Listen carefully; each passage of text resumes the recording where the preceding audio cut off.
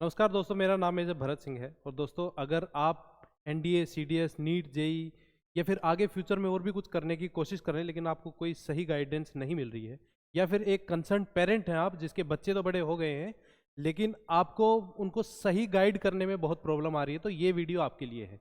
अगर आप इस वीडियो को पूरा देखते हैं तो जो आपके मन में बहुत सारे सवाल हैं कि बच्चे को कौन सी स्ट्रीम दिलाई जाए, उसमें कौन सी स्ट्रीम में उसका क्या फ्यूचर होगा, आगे फ्यूचर तो होगा लेकिन आगे क्या क्या स्कोप है, किस तरह से गवर्नमेंट जॉब में जा सकता है या फिर अपना बिजनेस करना चाहता है, तो इन सब जो भी आपके मन में सवाल है, चाहे आप कैंडिडेट हैं या फिर आप पेरेंट हैं, तो उन सब का सॉल्यूशन आप अगर ये पूरी वीडियो देखते हैं तो आपको मिल जाएगा। दोस्तों, मैं ही नहीं, मेरे साथ दीपक मान सर हैं जो कि खुद आईआईटीएन है, और संदीप हैं जो कि 5-6 बार एनडीए ये यूपीएससी सिविल सर्विसेज क्लियर कर चुके हैं, और अमन सर हैं।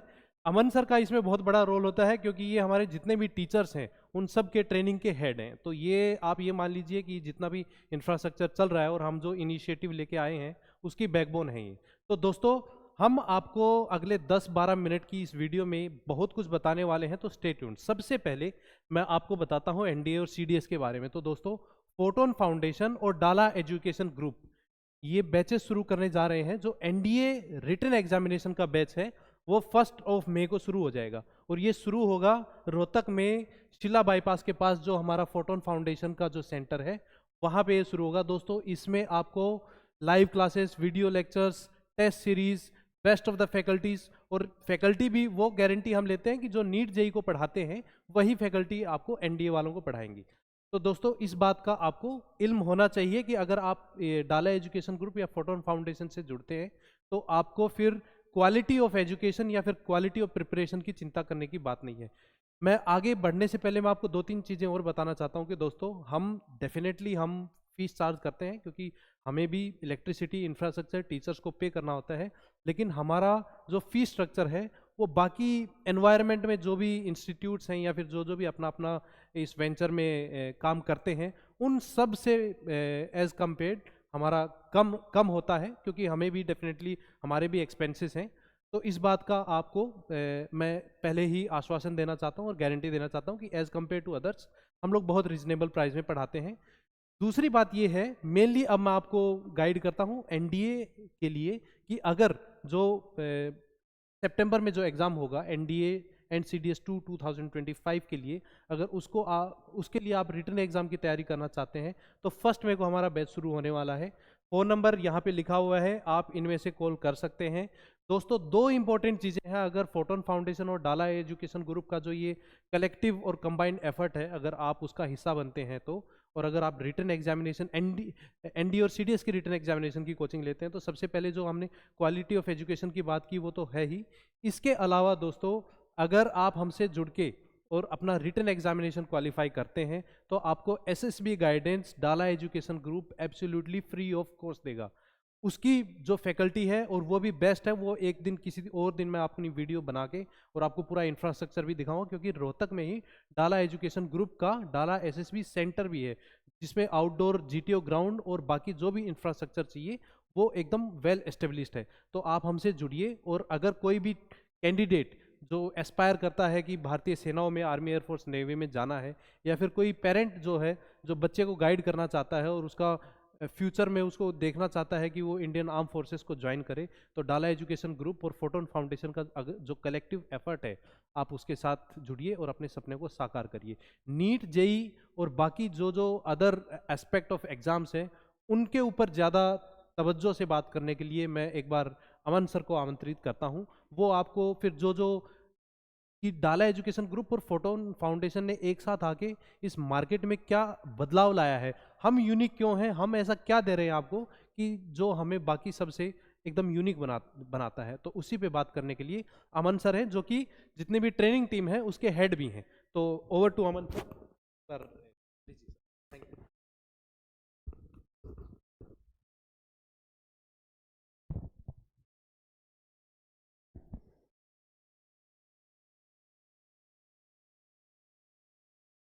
हेलो एवरीवन, स्वागत है आप सभी का इस वीडियो में। मैं अमन जांगड़ा आप सभी को पुनः धन्यवाद देता हूं कि आप इस वीडियो में जुड़े हैं और इस वीडियो में अभी तक रुके हुए हैं और अंत तक इस वीडियो को देखने के लिए उत्सुक भी हैं। क्योंकि अभी जो मेजर साहब ने आपको बताया है कि किस तरह से डाला एजुकेशन ग्रुप और फोटोन फाउंडेशन मिलकर आपको आपके डेस्टिनेशन तक लेके जाने के लिए, चाहे वो आप किसी भी फील्ड में हैं, चाहे टेक्निकल आप आईआईटी जेई की तरफ मूव कर रहे हैं, या फिर नीट की तरफ मूव कर रहे हैं, या फिर अदर ब्रांचेज जो भी हैं मेडिकल साइड से उनकी तरफ मूव कर रहे हैं, या फिर आर्म्ड फोर्सेस की तरफ, एनडीए की तरफ, सीडीएस की तरफ, या सिविल सर्विसेज की तरफ, आप किस तरफ जाना चाहते हैं, तो उन सब के बारे में मेजर साहब ने आपको थोड़ा सा गाइड किया है। अब मैं आपको क्लियरली वहां पे लेके चलता हूँ। देखिए, बहुत से पेरेंट्स भी इस वीडियो को देख रहे हैं। एक बड़ा क्रूशियल टाइम होता है कि 10th के बाद एक बच्चे को कि किस स्ट्रीम के अंदर डाला जाए कि उसका करियर ब्राइट हो। अकॉर्डिंग टू स्टूडेंट भी हमें कुछ देखना होता है, पेरेंट्स की भी ये ड्यूटी होती है, और उसके टीचर्स की ये सबसे बड़ी ड्यूटी होती है कि बच्चे का इंटरेस्ट किस फील्ड में है। अगर उसी फील्ड के अकॉर्डिंग हम उस बच्चे का फ्यूचर डिसाइड करें तो बेटर वे रहता है कि बच्चा उसमें परफॉर्म अच्छा करता है। अब सबसे बड़ी टास्क क्या है यहाँ पे पेरेंट्स के लिए कि 10th के बाद बच्चे को किस तरह से, किस इन्वायरमेंट में भेजा जाए कि बच्चे ने जो डिसाइड किया है, जो टारगेट लिया है, उस टारगेट को अचीव कैसे कर सकता है। तो मैं सबसे पहले आपकी एक प्रॉब्लम दूर कर देता हूँ। प्रॉब्लम क्या है कि जब बच्चा 11th क्लास के अंदर एंटर करता है, मान लीजिए किसी पेरेंट ने आईआईटी जेई के लिए उसको प्रिपेयर करवाना है, आईआईटी जेई बच्चे का टारगेट है, बच्चा आईआईटी के अंदर जाना चाहता है, तो सबसे बड़ी प्रॉब्लम बच्चे के लिए क्या आती है, 11th क्लास में जब एंटर करता है बच्चा, तो उसके लिए सबसे बड़ी प्रॉब्लम होती है स्कूलिंग प्लस कोचिंग दोनों चीजें। तो मैं आपकी इस प्रॉब्लम को सबसे पहले दूर कर देता हूं कि स्कूलिंग प्लस कोचिंग, ये दोनों चीजें एक साथ कैसे चलाई जा सकती हैं। ये सबसे बड़ी टास्क होती है एक बच्चे के लिए भी, एक पेरेंट्स के लिए भी, क्योंकि बोथ 10th के बाद जब 11th में बच्चा एंटर करता है और आईआईटी के लिए प्रिपेयर करता है, तो जो आपका सब्जेक्ट का जो वेरिएशन है, सब्जेक्ट का जो कंटेंट है, सब्जेक्ट के अंदर जो चीज़ें आपको पढ़नी है, वो वास्ट हो जाती हैं, बहुत ज़्यादा डीप चली जाती हैं। तो बच्चा 10th के बाद जब 11th में एंटर करता है तो उसे बहुत ज़्यादा टाइम लगता है उन चीज़ों को किस तरीके से इंटरेक्ट करना है, किस तरीके से कोलेक्ट करना है, किस तरीके से एक दूसरे के साथ जोड़ना है। क्योंकि आईआईटी का सबसे पहला पैटर्न है कि वो किसी सिंगल टॉपिक के ऊपर आपसे क्वेश्चन ही पूछेगा, वो टॉपिक्स को आपस में कलेक्ट करके उनमें से कॉन्सेप्ट यूज करके आपसे क्वेश्चन पूछेगा। तो सबसे बड़ी प्रॉब्लम बच्चे के सामने ये आती है। तो उसके लिए हमने सबसे पहले इस बच्चों की प्रॉब्लम को दूर करने के लिए क्या किया है, एक वर्ड आप लोगों ने सुना होगा, एक क्यूरिकुलम वर्ड है जो एजुकेशन के अंदर सबसे ज़्यादा यूज किया जाता है। शायद पेरेंट्स जानते भी होंगे क्यूरिकुलम क्या होता है, लेकिन इसको सिंपल वर्ड्स के अंदर अगर आप समझेंगे तो क्यूरिकुलम का मीनिंग अगर मैं आपके सामने कहूँ तो क्यूरिकल एक्चुअल में जिस वर्ड का मीनिंग होता है कि रेस का मैदान, कि आपको जहाँ पे रेस लगानी है, जो रास्ता है, उसको क्यूरिकुलम बोलते हैं। तो हमने सबसे पहले वो क्यूरिकुलम डिसाइड किया है, वो क्यूरिकुलम बनाया कि बच्चे को चलना कैसे है, ताकि वो अपना सीधा अपने टारगेट पे पहुंच के बीच में इधर उधर उसकी एनर्जी ना जाए, डायरेक्ट अपनी पूरी एनर्जी को अपने एम पे वो लगा सके। तो हमने कुरिकुलम क्या डिसाइड किया है कि बच्चों को स्कूलिंग भी देनी है और कोचिंग भी देनी है, और within 2 years, within the 11th and 12th, we are going to describe the results. हम उस बच्चे के रिजल्ट्स चाहते हैं कि 12th में पास आउट होने से पहले 12th क्लास के अंदर जनवरी अटेम्प्ट में ही बच्चा आईआईटी जेई मेंस क्वालिफाई कर। तो उसके लिए हमने क्या किया है, एक क्यूरिकुलम डिसाइड किया। वो क्यूरिकुलम क्या है, उस क्यूरिकुलम पे मैं आपको लेके आता हूं। हमने बच्चे के क्यूरिकुलम को पार्ट्स में डिवाइड किया। कैसे डिवाइड किया है, सबसे पहले बच्चे को जो हमें कंटेंट देना है, वो कंटेंट हम प्रिंटेड फॉर्म में बच्चे को नहीं देंगे। वो कंटेंट टीचर क्लास के अंदर डिलीवर करेगा, डिलीवर बाय टीचर। टीचर जब उसको डिलीवर करता है तो बच्चे के मोस्टली कॉन्सेप्ट वहीं पे क्लियर होते हैं, बच्चा क्वेश्चनिंग भी वहीं पे करेगा, बच्चे का डाउट भी वहीं पे क्लियर होगा। फिर उसी कंटेंट को बच्चा अपने नोट्स में फाइंड करेगा। अब जैसे ही ऐसे होता है, उसके बाद हमने इस कंटेंट को पार्ट्स में डिवाइड कर दिया। इस पार्ट में डिवाइड किया, सबसे पहले बच्चे को जो क्वेश्चन दिए जाएंगे वो CBSE according to board pattern questions दिए जाएंगे। जब बच्चे को हम कंटेंट पढ़ा रहे हैं तो सबसे पहले क्वेश्चन उसकी प्रैक्टिस होंगे, सीबीएसई क्वेश्चंस प्रैक्टिस करेगा बच्चा, जिसमें आपके NCERT and other for mostly subject कोई प्रेफर्ड बुक हम यूज कर सकते हैं सीबीएसई के लिए। उसके क्वेश्चंस टीचर खुद डिलीवर करेगा, बच्चे को खुद क्वेश्चन देगा। अप्रोक्सीमेट लगा लीजिए आप किसी भी यूनिट पे 200 क्वेश्चंस की हैंडबुक बच्चे को क्वेश्चंस की हैंडबुक मिलेगी, ना कि कंटेंट की। कंटेंट टीचर डिलीवर करेगा, बच्चा तैयार करेगा उसको, उसके डाउट्स लेगा, कॉन्सेप्ट क्लियर करेगा। उसके बाद उसको हम देंगे अगली हैंडबुक। अगली हैंडबुक में क्या होगा, उसमें उसको कॉम्पिटिटिव इन द सेंस, अगर मैं कहूं कि बच्चा आपका आईआईटी जेईई के लिए प्रिपेयर कर रहा है तो आईआईटी जेईई मेंस के क्वेश्चंस उसको दिए जाएंगे।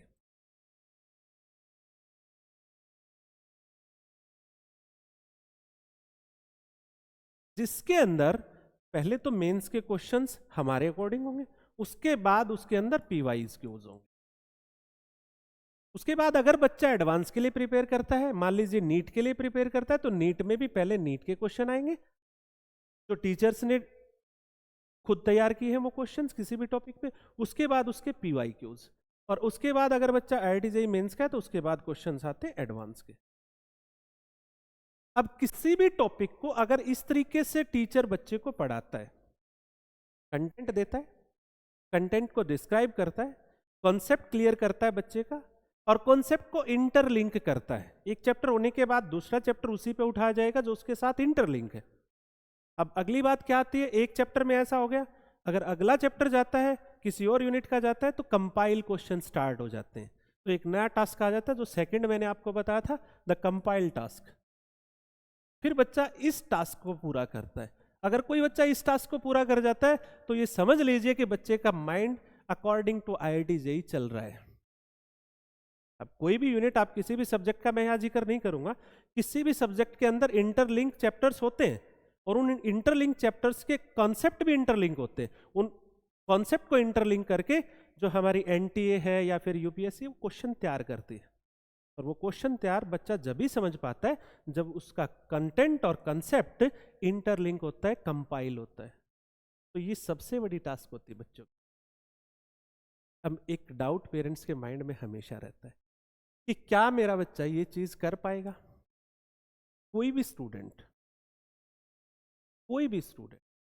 अपने दिमाग का अगर टाइम का और अपने माइंड का सही तरह से प्रयोग करेगा, सही डायरेक्शन में करेगा, पेरेंट्स उसको अच्छे संस्कार दे रहे हैं, तो वो बच्चा अगर अच्छे टीचर्स की संगत में है तो गारंटीली वो करेगा। ये कोई जरूरी नहीं है कि आज आपका बच्चा 10th क्लास में 60% स्कोर कर रहा है तो वो आईआईटी जेईई के अंदर नहीं जा सकता है। It's totally wrong.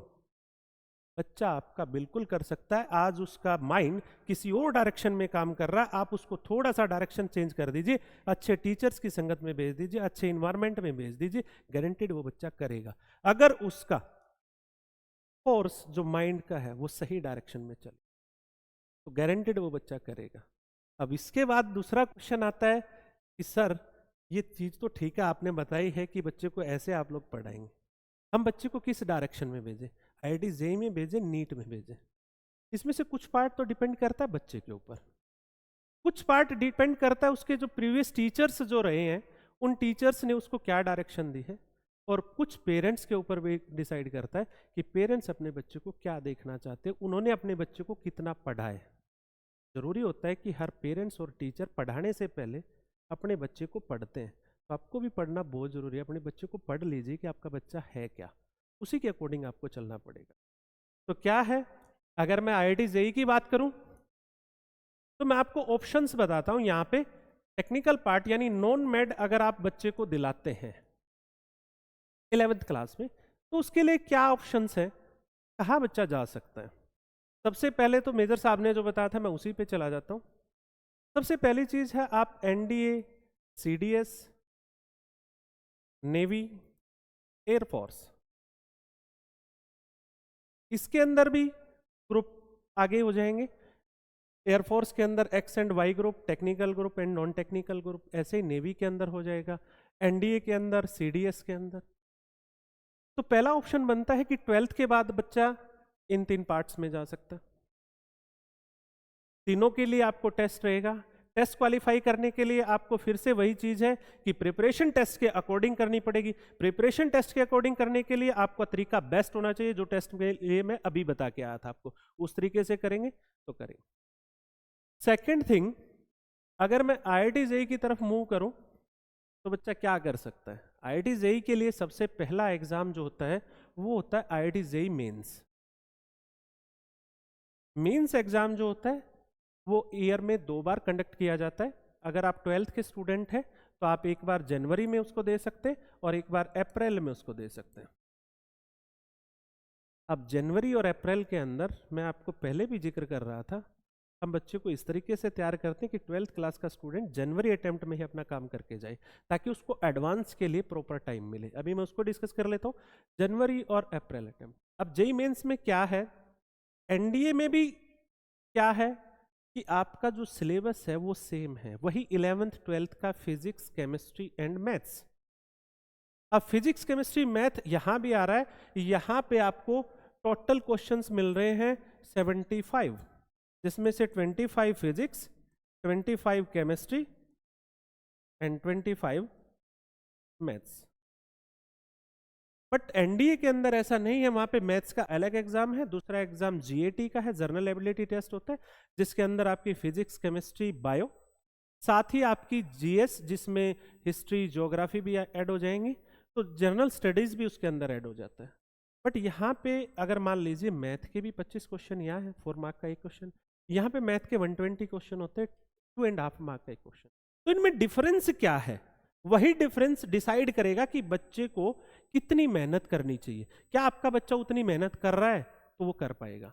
अब क्वेश्चन जो है, अगर NDA की मैं बात करूं तो 70% क्वेश्चन ऐसे होते हैं जो सिंगल टॉपिक से उठाए जाते हैं, लेकिन JEE मेंस की अगर मैं बात करूं तो 75% क्वेश्चन ऐसे होते हैं जो कंपाइल होते हैं, टॉपिक से एक दूसरे में कंपाइल होते हैं। अगर एक भी टॉपिक आपका वीक है, एक भी कॉन्सेप्ट आपका वीक है, तो क्वेश्चन में अप्रोच तो करोगे बट बीच में जाके आप रुक जाओगे।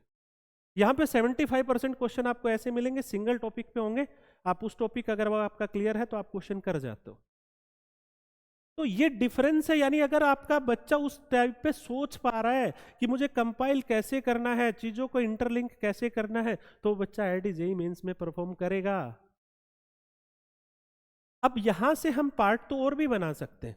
अगर मैं बात करूं कि कुछ पेरेंट्स के दिमाग में ये होता है, कुछ बच्चे या फिर पेरेंट्स एक ही चीज दिमाग में जाती है, नॉन मेडिकल से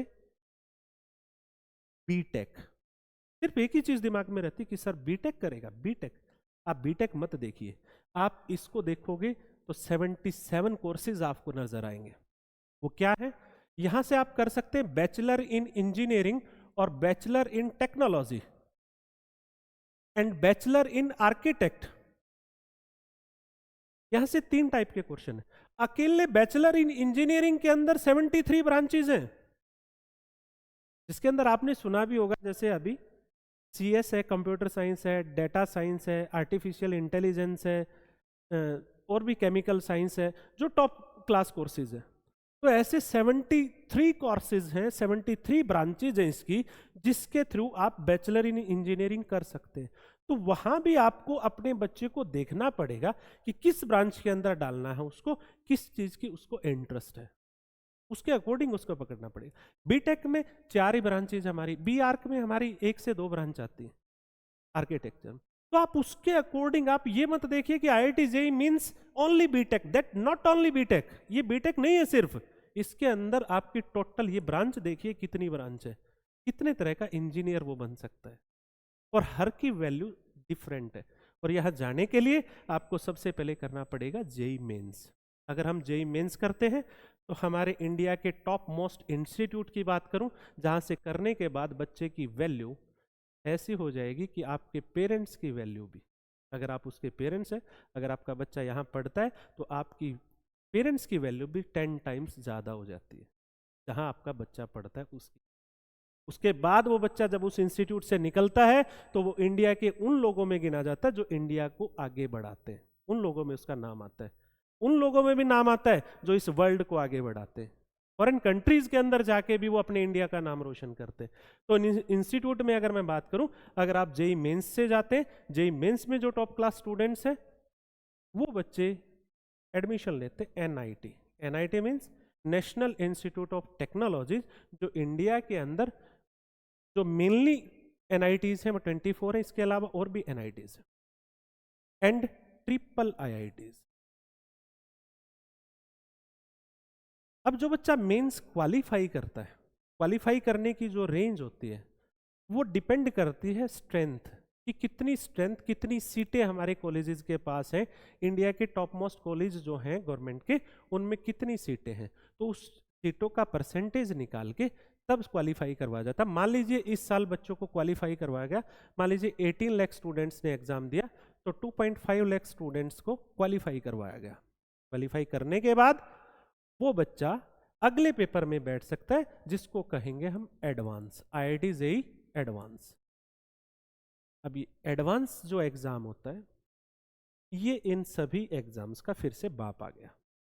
अभी तक आपके टॉपिक इंटरलिंक हो रहे थे, कॉन्सेप्ट इंटरलिंक हो रहे थे, अब वो क्या करेगा, यूनिट को इंटरलिंक करना स्टार्ट कर देगा, या फिर किसी एक ही यूनिट के अंदर इतनी गहराई में जाएगा कि उसके कितने पॉसिबल केसेस बन सकते हैं ऐसे क्वेश्चंस बनाएगा, या फिर एक ही चीज को कितनी तरीके से आप सोच सकते हैं उस पे क्वेश्चन, तीनों तरीके यूज कर।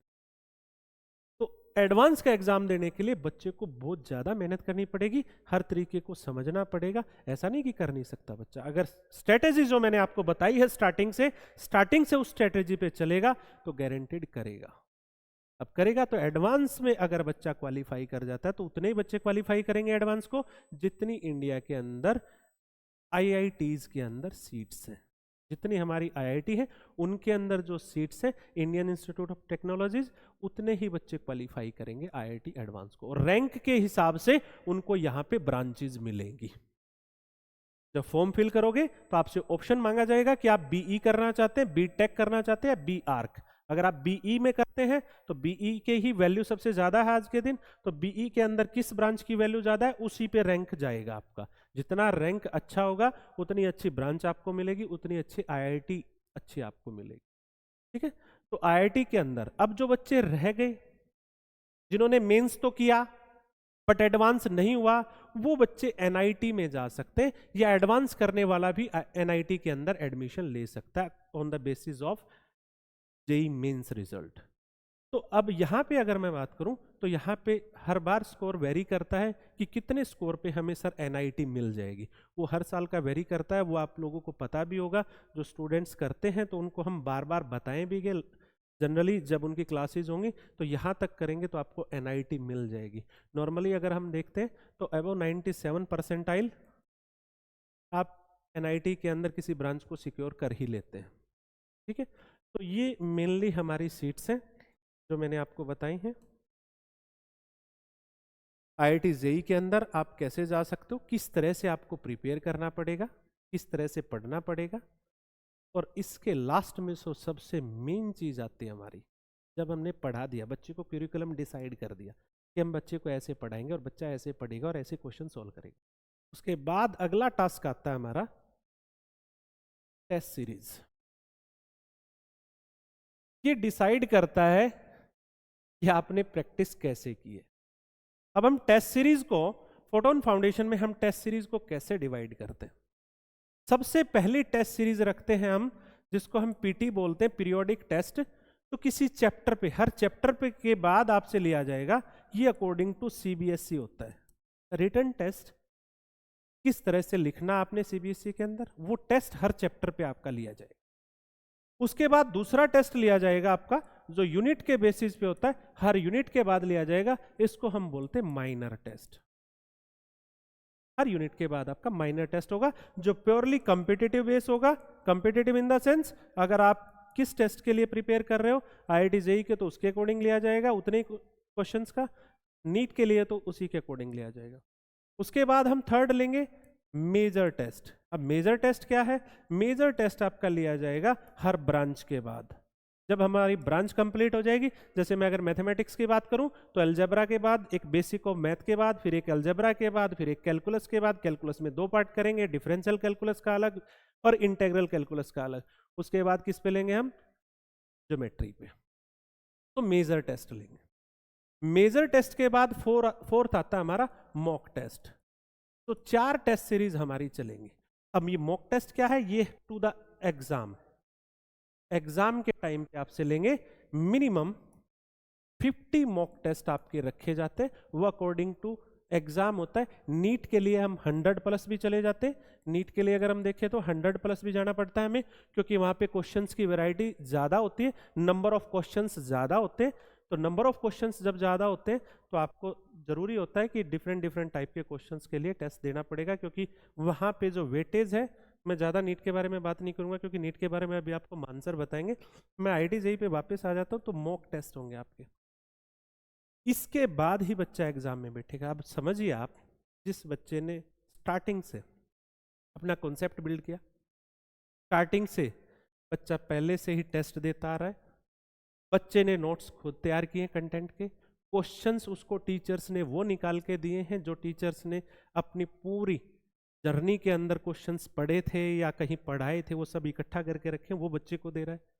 उन क्वेश्चंस को तैयार करके बच्चा अपनी एक बुकलेट तैयार कर रहा है, वो क्वेश्चंस करके जब बच्चा यहाँ आके बैठता है मॉक टेस्ट में तो फाड़ देता है।